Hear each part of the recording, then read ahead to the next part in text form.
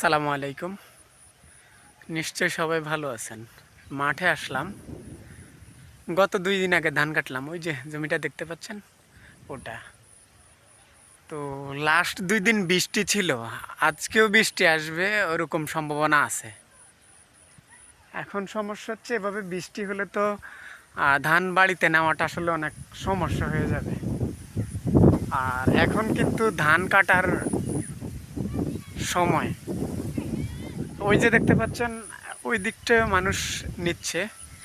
তো এখন গত 2 দিনের বৃষ্টিতে ধানগুলা ভিজে গেছে। এখন নিতে আসলে অনেক কষ্ট হচ্ছে। যদি বৃষ্টি না হইতো তাহলে নিতে এত কষ্ট হইতো না, আর অনেকগুলা করে নেওয়া যেত। কিন্তু এখন কম কম করে নেওয়া লাগতেছে। আজকেও বৃষ্টি আসবে, আকাশ খুব মেঘলা। যদি এখন একটু রৌদ্র আছে, তবে বৃষ্টি আসার সম্ভাবনা আছে, আবহাওয়া তাই বলতেছে। এভাবে বৃষ্টি হলে ধান কাটতে এবং বাড়িতে নিতে অনেক সমস্যা হবে। পুরো মাঠেই এখন ধান কাটার সময়। এই যে দেখতে পাচ্ছেন, ছোট ছোট করে ধানের আটি বাঁধা হচ্ছে।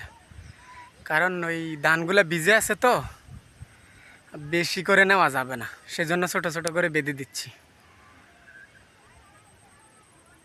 ভিজার কারণে এই সমস্যাটা, না হলে অনেক বেশি করে নিতে পারতো। দেখতেই পাচ্ছেন, খুব ছোট ছোট করে বেঁধে দেওয়া হচ্ছে। ধানগুলা ভিজে গেছে, সেজন্য। বৃষ্টি তো যে কোনো সময় আসতে পারে। এই যে ফসলগুলো দেখতে পাচ্ছেন, এগুলোও কাটার উপযোগী হয়ে গেছে, কিন্তু কাটতেছে না বৃষ্টির ভয়ে।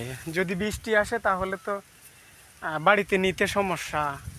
তারপরে ধানগুলা ভিজে যাবে, তখন অনেক সমস্যায় পড়তে হবে। সেজন্যই আসলে এগুলা কাটতেছে না। মূলত এগুলা কাটার উপযোগী হয়ে গেছে।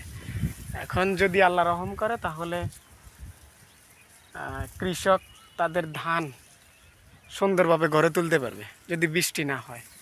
এখন বৃষ্টির জন্যই আসলে ধানগুলা কাটা হচ্ছে না। মূলত ধানগুলা কাটার উপযোগী হয়ে গেছে, ধানগুলা পেকে গেছে। আজকেও বৃষ্টির আসার সম্ভাবনা আছে। আকাশটা খুব মেঘলা, আর ওয়েদারও তা বলতেছে বৃষ্টি আসবে। এই তো দেখতে পাচ্ছেন, পুরো মাঠের ধান পেকে গেছে।